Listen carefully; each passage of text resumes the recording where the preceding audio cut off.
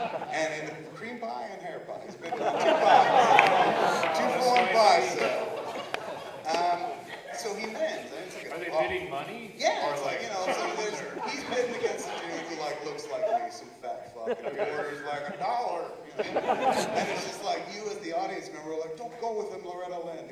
Look at him, he's horrible, he's fucking disgusting. Meanwhile, homeboy Tommy Lee Jones didn't turn out to be any sort of white knight in shining armor whatsoever. Okay.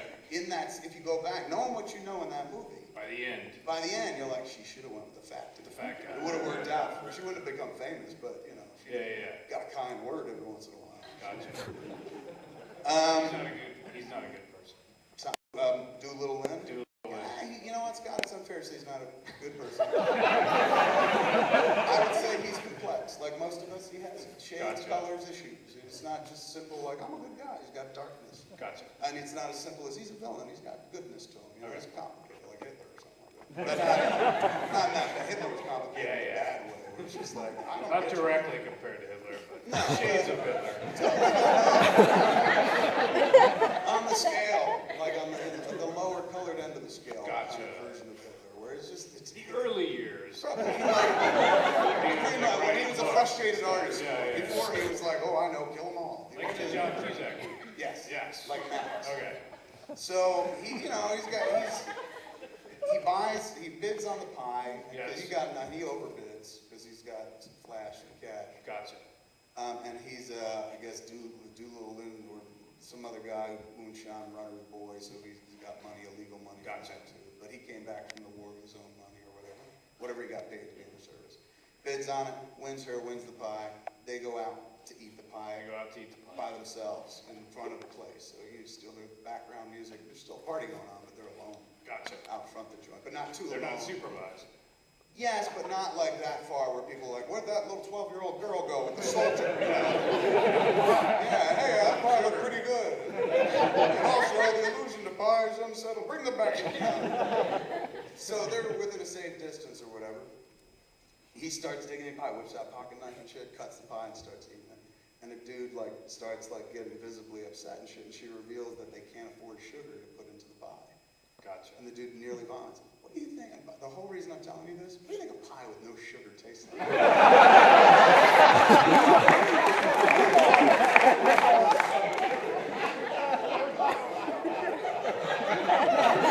Yeah, you're it, bitch.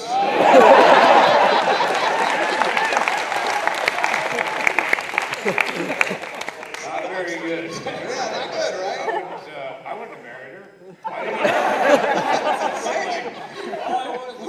That's sugar story, man.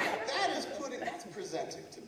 That is putting a foot forward. When you give somebody a pie with no fucking sugar in it, you're delivering a message. You're forcing that person into a decision. And the decision is, do I want to hang out with some idiot who wouldn't put sugar in a pie?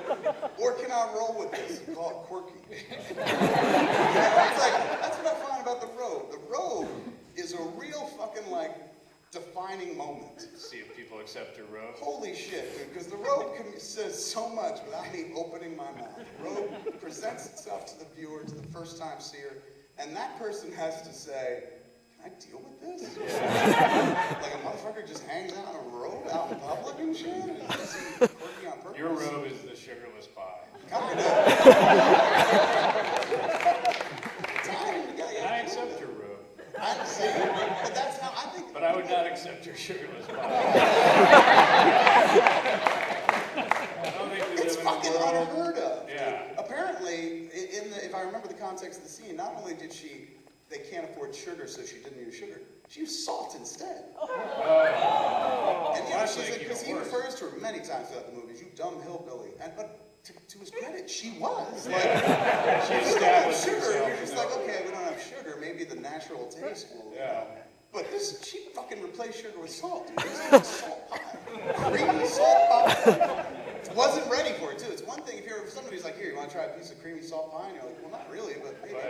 I'm just stoned enough or maybe, but she gave this dude no warning whatsoever. So this dude went in like, sugar, salt! And still, he fucking pursued her. He marries her, and she's like 12 and shit. You married her at 12. Maybe 13 or whatever. Her father was like, yeah. once you get a upset teen at in 12. there. There's a scene, I think, where her father's like, hey, if there's grass on the field, play ball. The movie, I was like, I should rewatch that shit. Is there more? I get a call, like, if I let that ride, I get a call 2 weeks ago. Where was that scene? Yeah. Deleted scene. There's a series of inappropriate moments. What's the dude name who sang in the band? He's an actor too, who's in the right stuff. He's the one who's like, hey, you got any demons? Yeah, I got me a stick. Well, lend it to me, will you? Sam Shepard? But that's Sam Shepard, but the other dude was Levon Helm, who was in the band. Who's in the band? Yeah, the drummer he in was the also band. an Yeah. He was in the... He Levon. said Levon Helm. He says Levon. Somebody who's related. And he said Levon. Whatever. That name Helm. Mr. Helm. That guy. He plays Loretta Lynn's dad. Oh, okay. And he's a very quiet man of few words and shit. Gotcha. He tells Doolittle wants to marry her and shit. And she's really young. They only been hanging out a little while. He don't know her at all, but he's just enamored because she's young and vibrant and shit like that. And he's malleable. He teaches her to put sugar in pie, obviously. So he's like, I won't get married. And he's awesome. Tommy Lee Jones. Two sublime performances in this movie. He's utterly watchable. Because believe me, as you can see, I bump up against the no sugar in the pie part, and that's normally where I would turn it off. Yeah, right. This is ridiculous. This could never happen. I can't get that almost with this more one. plausible than All my this. pictures are fucking blurry It's as just shit. something that just keep you into the flick. You just fucking transfix. You're so into the flick. He's just like, I want to get out of here. I want to get married. Get out of here. Blah blah blah. And she's like, well, you guys, my parents, you got to talk to them. You got to tell you guys, daddy, mom. And so he goes to ask the father first. Yep. And he's like, ask Chloe, whatever her name is, I forget what the mother's name is. He's like, ask my wife. Oh, the father passes on the wife. And then the wife, goes to ask the Then wife. she rings up the She grass says- on the field. Yeah, and when you go see the mother, it's the mother who's just like, hey man, pussy's pussy. I don't know, I think my mother said. So then she goes, gotta go ask him. Go ask, what's his name? My husband. So he goes out to ask him, and then they just keep passing him back and forth. And then, she finally stops him at one point, because it's literally like him going back and forth. And he explains what's going on. And she's like, well, just wait until they're in bed. That's when they're both together. And then he opens the door and they're both in bed. And he's just like, Mr. and Miss Lynn, I want to take your daughter's hand in marriage, blah, blah. And the father's like, two things, boy. Don't you never take her away from home. And don't you never raise a hand to her. They get married. This motherfucker hits her on the first day. And then he's like, we're moving. Like, day fucking one. It's insane. And she loves him. It's crazy. And then you sit there watching this thing unfold. And now if I told you that story and it ends there, you're like, what a prick.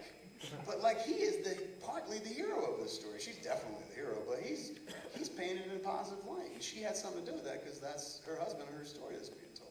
Gotcha. Isn't that weird? That's complex. He's the anti-hero. Yes. I guess so.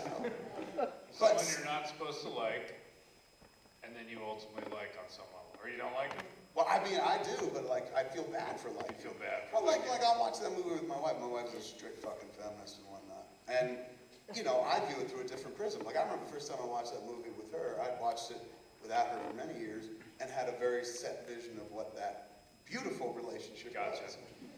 Then I watched it with Jen. She's like, that fucking prick should burn in hell. I was like, no, it all works out. He becomes a better man. Yeah, better by beating her first and then turning around and fucking a father down. What is this guy's a prick? And but it's Tommy Lee Jones.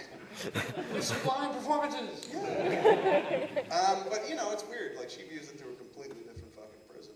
And then since I spent so much time with her, my prism is informed by that prism. And suddenly I'm like, man, I've never viewed that way before. I always watched that story and thought like, oh, that's sweet. He buys the pie and he's really into her and fucking like. You should stop at the fact that he accepts a sugarless pie. Yeah. You're like, he's done that. Then when I go with it, I go with the whole like. I know it works out for him. So is the good part, which you haven't described yet, you kind of skip from like he hits her, moves her out of town, and you're like, Well, what happens is he helps her with hits the her career. because she's no good at anything. She doesn't know Gotcha. how to cook.